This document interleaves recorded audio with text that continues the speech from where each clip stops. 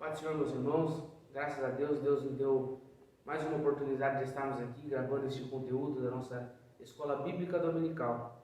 Hoje, finalizando o trimestre, graças a Deus conseguimos concluir aí a revista da Escola Dominical. Uma boa parte foi presencial e agora essas duas últimas lições a gente está fazendo deste modo, gravado. Mas creio que da mesma forma que ela alcança os corações sendo presencial, a gravação ela também alcança as pessoas, os corações, e os ensinamentos que ela nos traz é a mesma.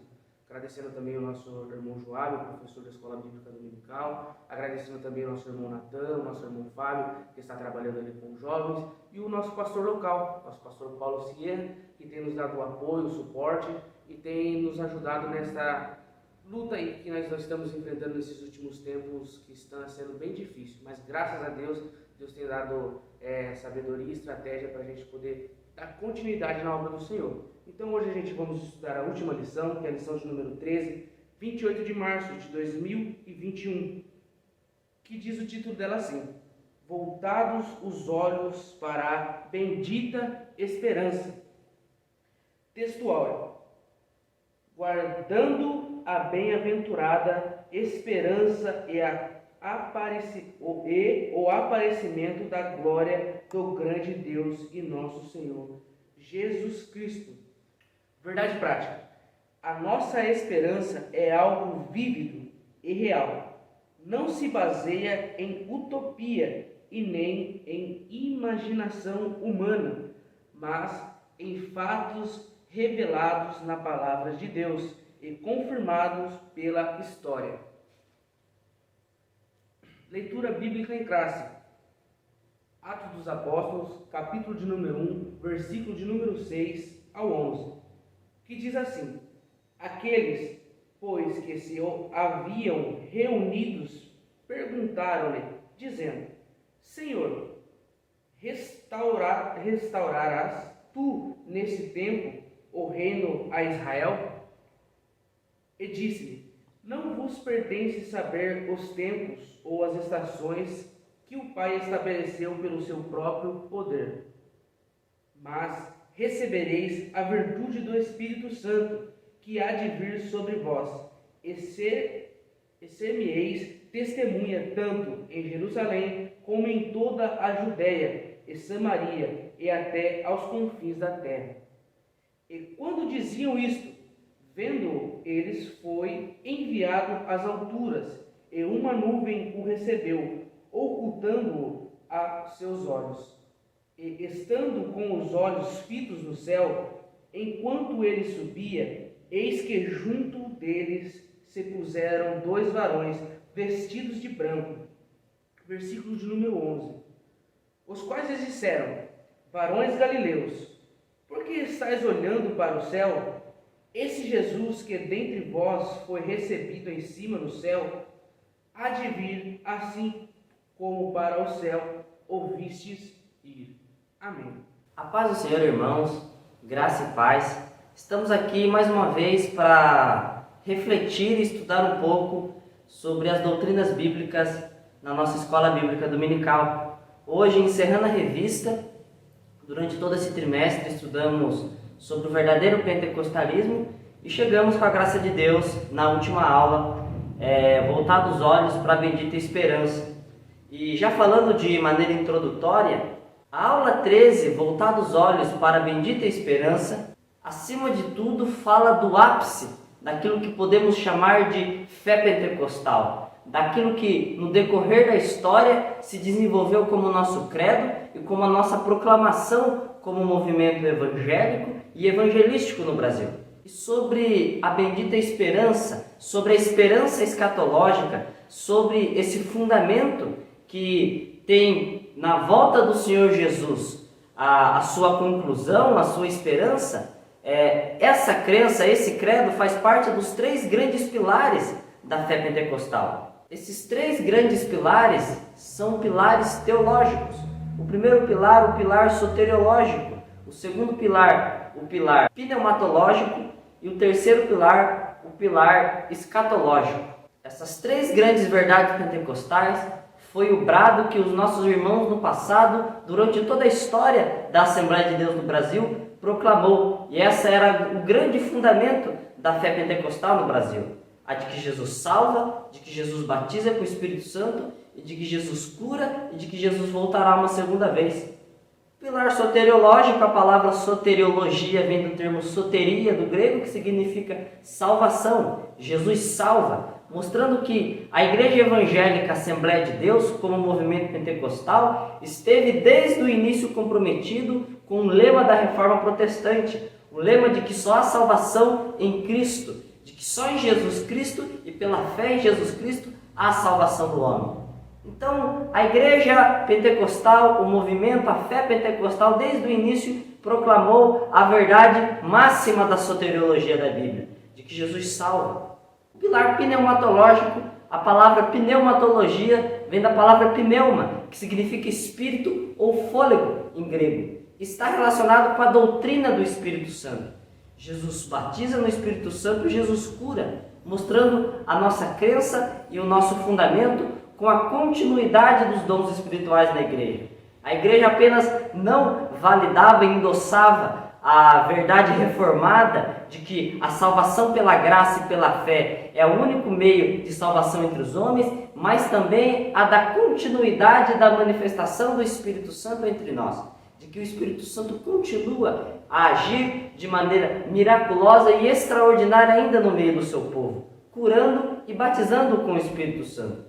O terceiro grande pilar, o pilar escatológico, tem a ver com a nossa esperança de que, além de Jesus salvar, de Jesus curar, de Jesus batizar com o Espírito Santo, Jesus voltará uma segunda vez para buscar os seus, para estar com os seus, para retirar os seus, a fim de estes habitar com ele nas moradas celestiais. Nessa aula final, vamos refletir um pouco acerca das doutrinas das últimas coisas, acerca daquilo que é a nossa bendita esperança, acerca do qual realmente vale a pena viver. Por toda a nossa esperança, toda a nossa fé, é a esperança da vinda e da volta do Senhor Jesus Cristo.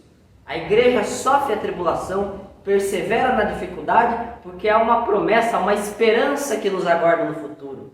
Enquanto a igreja vive no presente, é pela bendita esperança que nos está reservada no futuro, que nos dá energia e que nos ajuda a caminhar e a prosseguir nas estradas de dificuldade. Vamos ver um pouco acerca das doutrinas bíblicas escatológicas, sobre a volta do Senhor Jesus Cristo, a iminência, a necessidade de vigilância, a nossa bendita esperança e a promessa da volta, da manifestação, da ressurreição dos mortos, do juízo final e do novo céus e da nova terra. Venha conosco e vamos aprender na última lição da Escola Bíblica Dominical a verdadeira esperança pentecostal, que é a da manifestação do Senhor Jesus Cristo para arrebatar a sua igreja e também do decorrer e do desenvolvimento de outros grandes eventos escatológicos que está reservado para o final dos dias, assim como a implementação do seu milênio na terra, assim como o juízo dos povos e também do estado eterno dos salvos. Já adentrando o primeiro tópico da lição, breve o Senhor voltará, vale lembrar que quando a Bíblia fala da vinda de Jesus ou a volta de Jesus, essa expressão normalmente é uma expressão genérica, ou seja, ela não apenas faz referência a um único evento, como se a volta de Jesus fosse um único evento que acontecesse num único dia. Mas vamos ver ao decorrer da lição que volta de Jesus, vinda de Jesus, é um aglutinado de eventos, é uma sequência de eventos escatológicos, onde diversos eventos estão contidos dentro dessa expressão. A volta de Jesus, então, é um conglomerado de eventos que vão acontecer no final dos dias. Dentro desses eventos, há eventos como o arrebatamento da igreja, a volta do Senhor em poder e grande glória, os juízos que vão acontecer. Então, essa volta, na verdade, é uma expressão genérica que abrange todo um range de acontecimentos escatológicos que estão reservados para os últimos dias. A respeito de tal termo, a volta de Jesus, o Novo Testamento utiliza 3 expressões gregas para designar aquilo ao qual chamamos, em português, nas traduções, de a volta de Jesus. O primeiro termo é parúcia. Tá? Esse termo pode designar tanto o arrebatamento da igreja, e isso pode ser lido em textos como Mateus capítulo 24, verso 37, verso 39, 1 Coríntios 15, verso 23, 1 Tessalonicenses capítulo 2, verso 19, capítulo 3, verso 13, capítulo 5, verso 23, 2 Tessalonicenses capítulo 2, verso 1, Tiago capítulo 5, do verso 7 a 8, 2 Pedro capítulo 1, verso 16, 1 João capítulo 2, verso 28. Em todos esses textos, parúcia, termo grego, está relacionado ao arrebatamento da igreja, ao rapto dos salvos. Tá? Aquele evento que acontece antes do período tribulacional, onde Jesus leva a igreja, os salvos, os santos, a comunidade da graça, para estar contigo, tá? A fim de adentrar em outros eventos como o tribunal de Cristo e as bodas do Cordeiro. Todavia, o mesmo termo parúcia pode também se referir a manifestação de Jesus em poder e grande glória. Esse já no final do período tribulacional, a fim para derrotar o anticristo e instaurar o milênio. Ou seja, um evento cronologicamente separado, diferente, mas o mesmo termo se relaciona também a este evento, vinda do Senhor. Tal texto pode ser identificado em Mateus 24, verso 3, verso 27, 2 Tessalonicenses 2, verso 8. Nesses textos, a expressão parúcia está relacionado com a manifestação do Senhor Jesus Cristo em poder e grande glória, já não ao arrebatamento da igreja, mas aquela volta no final do período onde Jesus vem com a igreja e todo olho vê. Ele desce, pisa na terra, instaura o seu reino, derrota o anticristo e aprisiona Satanás. E também esse termo parúcia pode significar a vinda do dia de Deus, ou seja, é uma expressão utilizada também no Antigo Testamento que se refere ao juízo final, aquele juízo que acontece lá no final de Apocalipse, também chamado de um juízo do grande trono branco. Ou seja, a mesma expressão parúcia, que é uma das três que é utilizada para a vinda do Senhor, refere-se a três eventos escatológicos diferentes: arrebatamento da igreja, manifestação do poder de Jesus em poder e grande glória e a vinda do dia de Deus, que é o dia do juízo de Deus, exemplificado em profetas como Malaquias, por exemplo. As expressões, o termo parúcia é identificado nesse sentido de a vinda do dia de Deus em textos como de 2 Pedro 3, verso 12 e Apocalipse, o capítulo 21 e capítulo 22, basicamente quando se fala de vinda. Ali, em grande parte, está se falando da vinda do dia de Deus, ou seja, já foi arrebatamento, já foi milênio, estamos num outro evento escatológico. Por isso, quando falamos de a vinda do Senhor, estamos falando de um termo genérico que abrange vários eventos escatológicos.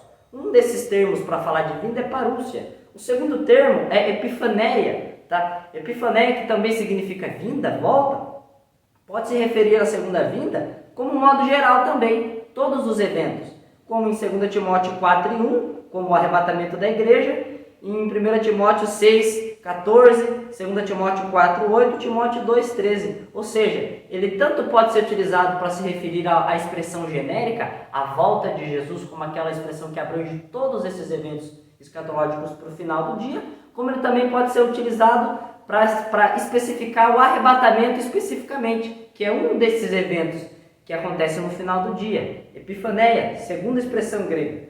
E a terceira expressão grega é roral. E roral é usado exclusivamente para falar do arrebatamento da igreja, do rapto dos salvos. Tal termo pode ser encontrado ali em Hebreus, capítulo 9, verso 28. Ou seja, o que entendemos? Que há três expressões gregas para falar de volta de Jesus: epifaneia, roral e parúcia. Tá? Essas três expressões gregas, elas falam tanto às vezes de eventos específicos, como o arrebatamento da igreja, como ela pode descrever o cenário geral do fim do mundo. Pode falar da vinda de Jesus como abarcando desde o arrebatamento da igreja, a vinda do Senhor em grande glória, a vinda do dia do juízo de Deus, todos aqueles eventos finais. Então a Bíblia não necessariamente quando fala de vinda de Jesus, de volta de Jesus, está falando do arrebatamento da igreja exclusivamente, ou está falando da volta em poder e grande glória exclusivamente. Então é necessário olhar com mais minuciosidade, tá? De maneira mais pormenorizada, para ver o que o texto realmente quer dizer quando falamos de vinda de Jesus. Vinda de Jesus, numa expressão genérica, é todos os eventos escatológicos que estão reservados para o final dos tempos. Logo então, quando falamos de volta de Jesus, a lição nos instrui a não confundir a volta de Jesus com o arrebatamento da igreja. Porque enquanto o arrebatamento da igreja está contido na volta de Jesus, ela não é a volta de Jesus exclusivamente. Arrebatamento da igreja é um evento exclusivo de Jesus para buscar os seus salvos, os seus santos. Tá? A volta de Jesus abarca outros eventos também. Então, quando falamos de o arrebatamento da igreja, não podemos reduzir como se, quando lemos na Bíblia a volta de Jesus, ali está falando necessariamente do arrebatamento. É necessário analisar com cuidado, porque o arrebatamento da igreja é distinto no sentido de que ele é exclusivo, mas ele está contido, faz parte da volta de Jesus. É uma volta também, mas não é a única volta. Por isso que não podemos confundir, achando que quando a Bíblia fala da volta, está falando necessariamente do arrebatamento, e muitas vezes não está falando. Tá? Muitas vezes a Bíblia fala a volta de Jesus, mas também, no caso, no contexto, o objetivo não é falar do arrebatamento, mas sim de outros eventos escatológicos que está contido dentro da mesma expressão. Então, quando falamos de a vinda do Senhor Jesus Cristo, ou da vinda do Senhor, devemos subscrever o que diz a nossa declaração de fé. Aquilo que diz a declaração de fé como conclusão escatológica, ou como interpretação, entendimento do que é escatologia bíblica, entendemos que a volta do Senhor Jesus Cristo é um evento que está contido em duas fases distintas. Ou seja, a primeira fase é o arrebatamento da igreja. É a volta de Jesus exclusivamente para a sua igreja, exclusivamente para os seus salvos. Aquilo que em teologia também é chamado de arrebatamento pré-tribulacional, pré-milenial. Pré-tribulacional porque ele acontece antes daquele período ao qual chamamos de período tribulacional, que há de acontecer depois do arrebatamento da igreja, e pré-milenial porque é antes da implementação do milênio de Jesus na terra, como é descrito em Apocalipse capítulo 20. Vemos que Jesus volta no capítulo 19 de Apocalipse, e logo depois que ele volta, ele implementa o milênio. Ou seja, aquela volta de Apocalipse 19 não é o arrebatamento da igreja, porque no arrebatamento da igreja, Jesus não implementa o milênio. No arrebatamento da igreja, Jesus busca os salvos e as descrições dos eventos a seguir são tribunal de Cristo e bodas do Cordeiro, enquanto paralelamente ainda acontecem coisas na terra. Então, quando falamos de vinda de Jesus, estamos falando de duas fases. A primeira fase é o arrebatamento dos salvos, pré-tribulacional, antes do período da tribulação. E a segunda fase é a volta de Jesus em poder e grande glória. Essa sim, no final da grande tribulação, Jesus com a igreja volta no final deste período, pisa no Monte das Oliveiras, derrota o anticristo e instaura o seu milênio. Essa volta é descrita lá em Apocalipse 19, que é quando o grande cavaleiro branco desce do céu, todos veem, e na sua coxa está escrito Rei dos Reis, Senhor dos Senhores e tudo mais. Então, quando falamos de volta de Jesus, a vinda de Jesus, a declaração de fé das Assembleias de Deus define volta como sendo um evento em duas fases. A primeira, o arrebatamento da igreja, e a segunda, a vinda do Senhor em poder e grande glória, para derrotar o anticristo no final da grande tribulação e implementar o milênio, sendo assim a posição oficial e a interpretação escatológica das Assembleias de Deus no Brasil, por meio do seu documento publicado pela CGADB, Convenção Geral das Assembleias de Deus no Brasil. Ainda falando sobre o tópico breve, o Senhor voltará, adentramos no tópico que fala que isso é uma promessa do Senhor Jesus Cristo. Tá? Vemos claramente, em João capítulo 14, 1, verso 3, que Jesus prometeu aos seus discípulos de que ele retornaria ao Pai, mas a fim de preparar morada. Essa preparação de morada está relacionada com a bendita esperança de que Jesus apenas não foi e não sumiu e deixou os seus discípulos sem esperança, sem saber o que fazer. Jesus, mesmo antes de subir, os instruiu acerca daquilo que viria a acontecer com eles no futuro. Ou seja, Jesus disse aos seus discípulos de que Jesus retornaria ao céu, todavia, essa sua ascensão ao trono de Deus era uma ascensão que estava relacionada com um trabalho, e esse trabalho era preparar morada para os salvos. Jesus foi antes de nós a fim de preparar o caminho que nós percorreríamos com ele no futuro. Então Jesus disse, eu vou, mas vou preparar morada. Na casa de meu pai há muitas moradas. Eu vou, mas eu volto. Ou seja, Jesus prometeu aos seus discípulos de que ele voltaria um dia para buscar os seus, e esses habitariam com ele nos céus. E é isso que nós cremos também como volta de Jesus. Volta de Jesus, falando daquela primeira fase, que é o arrebatamento da igreja, é essa volta de Jesus para buscar os seus, para habitar com ele. Então, isso, acima de tudo, não é uma invenção da igreja e não é uma utopia. Acima de tudo, é uma promessa do próprio Senhor Jesus Cristo, que, sendo Deus, não pode mentir e, sendo Ele Deus, possui fidelidade no seu caráter e nos seus atributos. E, sendo Ele fiel, claramente cumprirá a sua promessa de que voltará uma segunda vez a estar conosco e nos levará a fim de habitar com Ele nas moradas celestiais. E está claro que antes do dia de Pentecostes, esse entendimento sobre a volta de Jesus não estava muito claro para os apóstolos, pois a pergunta que eles fazem em Atos capítulo 1, verso 6 é neste tempo que restaurarás o reino a Israel? Ou seja, a volta de Jesus, acima de tudo, estava relacionado muito mais com a angústia política de Israel em ter uma nação, em que o reino fosse devolvido, em que a glória que Israel um dia teve, no governo de Davi, no governo de Salomão, fosse devolvida, que aquele reinado político, aquele reinado terreno, que vai acontecer, está em Apocalipse 20, tá? Jesus reinará em Israel, o reino será devolvido a Israel, no sentido que Israel será respeitado entre as nações e será o centro do reinado de Cristo. Jesus vai reinar a partir de Jerusalém. Todavia, a volta de Jesus não se resume apenas ao milênio, tá? Mas na mente apostólica, quando Jesus fala da sua volta, necessariamente para os apóstolos a volta de Jesus era isso: vir e inaugurar o milênio, inaugurar o governo de Israel na terra. Todavia, Jesus os repreende. E a repreensão de Jesus para os apóstolos é basicamente duas repreensões. A primeira é de que o dia e a hora não lhes caberia saber, ou seja, não foi reservado aos homens saber os planos de Deus acerca do futuro. Deus, por sua soberania, reservou para si exclusivamente este dado, esta informação. Ou seja, Jesus os repreende dizendo: não tente saber aquilo que o Senhor Deus reservou para si exclusivamente saber. Ou seja, o dia e a hora dos eventos futuros é uma informação exclusiva de Deus. Qualquer um que queira saber ou que pretende saber está fora da diretriz da palavra, porque o próprio Senhor Jesus Cristo diz que isso só cabe ao Pai saber e acontecerá apenas quando o Senhor Deus quiser, por meio da sua soberana vontade. A segunda razão é de que a vinda de Cristo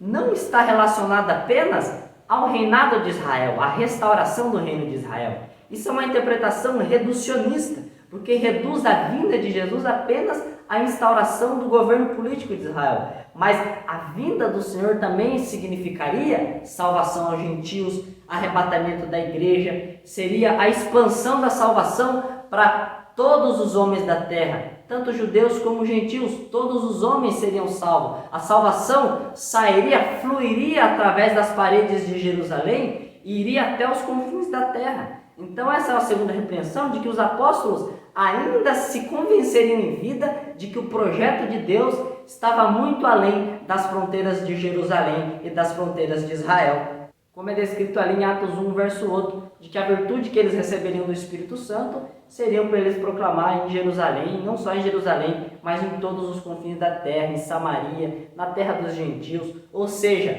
Jesus os repreendeu dizendo: vocês esperam a volta de Cristo, mas porque vocês acham que eu voltarei só para vocês, os judeus. Não, há um plano muito maior, há um projeto muito maior, e vocês verão com o passar do tempo que este tempo em que eu não venho e que eu não volto, não é que eu estou ausente, é que eu estou trabalhando, estou levando o meu evangelho até os confins da terra, porque salvação não é só para Jerusalém, mas é para todo aquele que nele crê. E nele crendo, este não perece, todavia tem a vida eterna.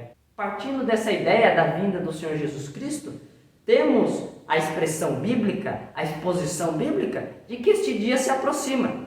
Sabemos que Jesus próprio repreendeu seus discípulos que o dia e a hora ninguém sabe. Não sabemos quando vai acontecer e não possuímos meio de saber, nem de calcular. Muitas pessoas tentaram, ao decorrer da história, chegaram até a marcar algumas datas, tá? Alguns movimentos, Todos falharam, porque não temos como saber, porque só Deus sabe o dia e a hora da sua vinda. Mas temos sinais bíblicos de que estamos nos últimos dias e de que esse dia se aproxima. E esses sinais bíblicos é a própria efusão do Espírito Santo, como é descrito lá em Joel capítulo 22, verso do 28 ao 32, em Atos capítulo 2, do verso 16 ao 21, onde é dito pela profecia de Joel, tá? E endossada pelo apóstolo Pedro no dia de Pentecoste, de que nos últimos dias o Espírito Santo encheria o povo de Deus. Tá? Haveria uma manifestação do Espírito Santo. Ou seja, quando há manifestações do Espírito Santo, quando o Espírito Santo age de maneira extraordinária no meio do seu povo, temos a confirmação de que estamos dia a dia nos últimos dias, de que o dia está aproximando, porque a Bíblia diz que ao se aproximar dos últimos dias, das horas finais, o Espírito Santo se manifestaria. Tá? E a igreja pentecostal tem mostrado isso no último século e neste século. Porque nós pentecostais somos aquele que carregamos o pilar pneumatológico, que é o pilar que crê no Espírito Santo e na manifestação do Espírito Santo. E se o Espírito Santo se manifesta entre nós, essa é a prova de que o dia está se aproximando, porque o Espírito Santo vai se manifestando e vai intensificando a sua manifestação conforme se aproxima e chega o dia da bendita esperança e da volta do Senhor Jesus Cristo, sendo por meio do arrebatamento da igreja na sua primeira fase, e também por todos os galardões que serão dados à igreja no tribunal de Cristo e nas bodas do Cordeiro no céu, e também por todos aqueles eventos finais que acontecerão na terra, o período tribulacional e a volta do Senhor em poder e grande glória no final da grande tribulação, para inaugurar o milênio e derrotar o anticristo e aprisionar Satanás. Outro sinal que podemos ver é a fundação do Estado de Israel no ano de 1948, aqui no século passado. Tá? Vemos que isso era algo profetizado ali, ou pelo menos exposto no Evangelho de Lucas, capítulo 21, do verso 29 e 31, porque vemos que nos últimos dias, tá, Jerusalém e Israel seria o centro político das tensões militares e políticas dos últimos dias. Tá? Sabemos que Israel foi invadida por Roma, ali na década, no ano 70 depois de Cristo, o templo foi destruído pelo general Tito. Tá? Israel ficou muito tempo sem ter um país.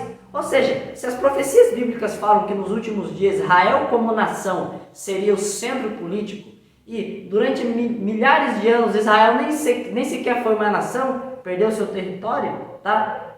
Como que essas profecias se cumpririam? E vemos aí que desde 1948 Israel voltou a ser uma nação, tá? A sua bandeira tremula como Estado soberano na sede das Nações Unidas, ou seja, Israel voltou a ter a possibilidade de ser o palco do cumprimento das profecias bíblicas, e sabemos que voltaria, porque a palavra não pode mentir, e profetizou. Ou seja, desde 1948 Israel é um país, e por essa volta, por essa inauguração do Estado de Israel, sabemos que estamos mais próximos dos últimos dias, pois sabemos que Israel como nação, como país, será o centro das atividades tanto do período tribulacional e das atividades do anticristo. Então sabemos que o dia do arrebatamento da igreja se aproxima, porque sabemos que Israel existindo está como palco preparado para os eventos escatológicos finais descritos nas Sagradas Escrituras. O segundo tópico da lição fala sobre a necessidade de vigilância. Por não saber o dia e nem a hora do arrebatamento da igreja, mais do que isso, nasce a necessidade de vigilância. E isso é o segundo tópico da nossa lição. A necessidade da vigilância está relacionado com uma das características do arrebatamento da igreja, um dos eventos escatológicos relacionados à vinda do Senhor Jesus Cristo, como exposto em aula. A primeira fase, que é o rapto dos salvos, o arrebatamento secreto dos santos. E essa característica é a iminência. Iminência significa, acima de tudo, que pode acontecer a qualquer momento. Ou seja, Jesus pode vir arrebatar a sua igreja a qualquer momento. Pode ser agora, pode ser daqui 1 minuto, pode ser daqui 10 minutos, ou pode ser amanhã, ou pode ser daqui 1 ano. Deus reserva para si o tempo em que Ele voltará. Então a iminência está relacionada, acima de tudo, de que podemos ser surpreendidos a qualquer minuto pela volta do Senhor Jesus Cristo. Ou seja, sendo o arrebatamento um evento iminente, nasce, acima de tudo, a necessidade de sermos vigilantes, de estarmos sempre atentos aos tempos e aos sinais, sabendo que o dia se aproxima e de que devemos, acima de tudo, estar preparados para o dia da manifestação e do arrebatamento da igreja, pela vinda e pela volta do nosso Senhor Jesus Cristo. E essa ideia é a de que devemos estar preparados. Isso pode ser encontrado muito bem no Evangelho de Mateus, capítulo 24, verso do 42 ao 44, onde Jesus ali nos adverte acerca de estarmos preparados, tá, para a volta do Senhor Jesus Cristo, justamente por essa característica iminente e de que nos dá, acima de tudo, essa necessidade de vigilância acerca dos dias finais.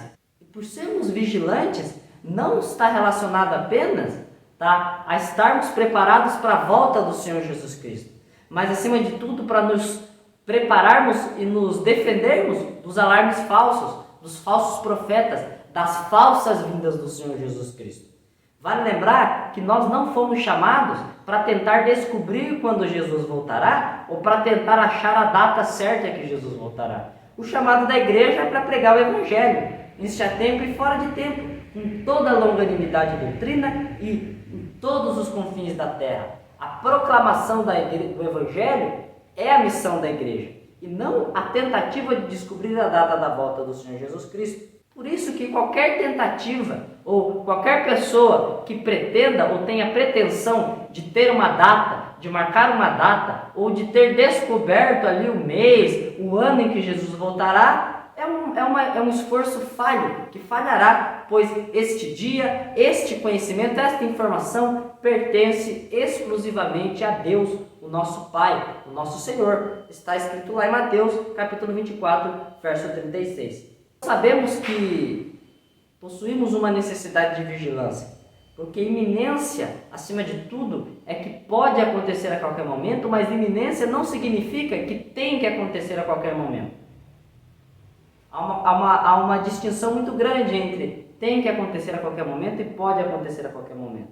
Porque tem que acontecer a qualquer momento é o homem obrigando a Deus a fazer o seu trabalho. E pode acontecer a qualquer momento é o homem esperando de Deus que Deus venha e cumpra a sua promessa. E Deus é fiel e cumprirá. Basta apenas crermos e termos fé de que Deus vai cumprir, porque Deus cumpre. E esse é o próximo tópico, vivendo com fidelidade. É o terceiro e último tópico da lição. E falando do terceiro e último tópico, vivendo com fidelidade, já entrando dentro dessa ideia de fé e de fidelidade, e dentro da definição do que seja fidelidade, vale lembrar que a Bíblia diz que o justo viverá pela fé. Isso está escrito lá no profeta Abacuque, porque a expressão fé, acima de tudo, pode ser melhor traduzida por fidelidade, já que a expressão emuná, em hebraico, está relacionada, acima de tudo, com a continuidade, com a firmeza, com a verdade, com o fundamento. Ou seja, a expressão fé pode ser também traduzido por fidelidade, porque, acima de tudo, a expressão hebraica traz uma ideia muito mais concreta do que abstrata. Então, o justo viverá pela fé. Algumas traduções traduzem como o justo viverá por sua fidelidade, por sua continuidade, na fé e na esperança em que deposita no Senhor, o nosso Deus. E esse entendimento da expressão emuná, fidelidade, fé, de que está relacionado com segurança, com firmeza, com verdade, pode ser encontrada no próprio texto do profeta Jeremias 42, verso 5, que diz que seja o Senhor entre nós testemunha da verdade e da fidelidade, ou seja, verdade, firmeza, continuidade, tudo está relacionado dentro da expressão emuná, que acima de tudo está relacionado com fé, com fidelidade. Ou seja, a bendita esperança da volta do Senhor Jesus Cristo, acima de tudo está relacionado com a nossa fidelidade de sermos firmes em crer que Ele cumpre o que Ele promete, em continuar crendo de que Deus não é filho do homem para que minta. Deus não se arrepende, Deus cumpre o que promete, Deus é capaz de fazer tudo aquilo que prometeu, porque Ele, sendo Deus, nada é impossível para Ele. Então, a fidelidade é essa característica que a igreja deve ter, acima de tudo, para poder esperar a bendita esperança, para esperar a volta do Senhor Jesus Cristo, de que ele cumprirá aquilo que prometeu. Tal obrigação à igreja surge da ideia de que o próprio Deus é fiel. Tá? Fidelidade é um dos atributos inalienáveis de Deus, inegociáveis, inalteráveis. Tá? Faz parte do caráter de Deus. Tá? Isso é descrito ali em 1 Coríntios capítulo 1, verso 9, 2 Tessalonicenses capítulo 3, verso 3, 2 Timóteo capítulo 2, verso 13, e também textos como os de Lamentações 3, verso 23, que mostra que quão grande é a fidelidade de Deus. Ou seja, a nossa fé, acima de tudo, vem da fonte que é de Deus, porque Deus é fiel. E Deus, sendo fiel, reflete em nós o seu caráter de fidelidade e ensina o seu povo a ser assim como ele é. Assim como Deus é santo, tá? A Bíblia diz que ele é santo e exige da igreja a santidade, Deus é fiel. E Deus espera do seu povo também a fidelidade, porque Deus também possui firmeza, possui continuidade e é capaz de permanecer naquilo que falou, porque Deus não mente e Deus vai até o final, porque Ele pode e Ele é fiel e verdadeiro, diz as Sagradas Escrituras. Essa ideia de fidelidade está relacionada na própria origem linguística da expressão emuná, que traduzido é fé, fidelidade, que está relacionado com firmeza. Isso pode ser também encontrado exposto em textos como os de Salmos, capítulo 33, verso 6, capítulo 89, verso 2. Sendo assim, o Senhor é sempre fiel. O Senhor possui firmeza, possui verdade nele. E possuindo verdade nele, isso é espelhado em nós como fundamento e como fruto do Espírito Santo na nossa vida. E por Deus possuir essa fidelidade, é que Paulo, escrevendo a sua carta aos Gálatas, capítulo 5, 22, diz que fidelidade é um ali dos frutos do Espírito Santo, está relacionado com a obra do Espírito Santo na vida do crente, de capacitação. O Espírito Santo vai produzindo em nós fidelidade, porque Deus é fiel, ou seja, ele vai transmitindo essa característica de Deus para a sua igreja, como fundamento e como continuidade da obra de Deus em nós. E a ideia de fidelidade como sendo a nossa vocação e como sendo característica da vida cristã é exposto em textos como o do Evangelho de Mateus, capítulo 25, verso 21, 1 Coríntios, capítulo 4, verso 2, 2 Timóteo, capítulo 2, verso 19. E encerrando o tópico 3, onde falamos da fidelidade, de que devemos crer em Deus, porque acima de tudo a expressão fidelidade tem a ver com firmeza, tem a ver com verdade, tem a ver com continuidade, de continuar depositando a esperança naquele que não mente e naquele que não falha, tá? Vemos que acima de tudo Deus disse, então, partindo dessa ideia de que devemos crer que Ele cumprirá o que prometeu, é que Jesus disse que Deus reservou para si os tempos e as estações. Então a lição nos adverte a entender que há duas expressões gregas que Jesus ali diz que pertencem a Deus. Tá? A expressão Cronos e a expressão Kairos. A expressão Cronos, em grego, está relacionada ao período do tempo, aquilo que é medido, aquilo que é reduzido em expressão matemática. Então, temos expressões derivadas como cronômetro, que é aquele aparelho que a gente mede o tempo, ou cronologia, que é a organização das coisas ao decorrer do tempo, ao decorrer da história. Então, Jesus diz que a Deus pertence o Cronos, ao tempo, ou seja, o período no tempo que Deus vai vir, vai manifestar, vai arrebatar a sua igreja, é um período relacionado a Deus. Deus reservou para si o Cronos, o tempo. Kairos está relacionado às estações, ao contexto, às movimentações cósmicas. Kairos dá uma ideia de estações, de coisa que está cercando ali o desenvolvimento do tempo. E Kairos, sendo estações, sendo os acontecimentos, aquilo que está acontecendo ao redor do tempo, também pertence a Deus. Porque tantos acontecimentos que acontecem no mundo, e temos vendo aí tantos acontecimentos terríveis nos últimos dias, estamos passando por uma pandemia terrível, tá? Sabemos que Kairos, que as estações, também pertence a Deus. Deus está no controle de todas as coisas, tanto do tempo Cronos, o tempo cronológico, os dias, os meses e os anos, como as estações, os acontecimentos, os contextos, aquilo que está acontecendo no final dos últimos dias na terra, que abala a sua igreja, as tribulações. Então, tudo isso faz parte de Deus. E quando falamos de Kairos, de tempos, estamos falando das coisas que Deus reservou para o futuro também. Então, o tempo das coisas futuras. E os acontecimentos das coisas futuras, Cronos e Kairos, pertencem a Deus. E pertencendo a Deus, não sabemos nós quando acontecerá. Todavia, como diz a lição, devemos viver pela fidelidade, pela fé de que Deus é fiel para cumprir e de que devemos continuar depositando em Deus a nossa esperança, pois esse é fiel para cumprir tudo aquilo que prometeu. É o que diz a lição, vivendo com fidelidade, depositando naquele que é fiel a nossa esperança, pois este é fiel para cumprir tudo quanto prometeu, pois jamais mente e com certeza estará conosco a fim de buscar a sua igreja no rápido dos salvos. Concluindo essa última aula da Escola Bíblica Dominical, vemos que a fidelidade é esse atributo pelo qual devemos viver, de que Deus com certeza cumprirá a sua promessa, que é a bendita esperança da igreja, da manifestação do Senhor Jesus Cristo, do arrebatamento da igreja, do tribunal de Cristo, das bodas do Cordeiro, do estado eterno dos salvos, do reinado milenar, de todas aquelas promessas que ele prometeu para o seu povo, para a sua igreja, para Israel. Devemos continuar depositando em Cristo e em Deus, o nosso Pai, a nossa esperança. Porque a bendita esperança da igreja é de que Deus é fiel para cumprir tudo o que prometeu e de que voltará a buscar o seu povo a fim de que nós habitemos com Ele. Fique com Deus, ouça essa aula com carinho e vamos caminhando junto aprendendo com a palavra de Deus.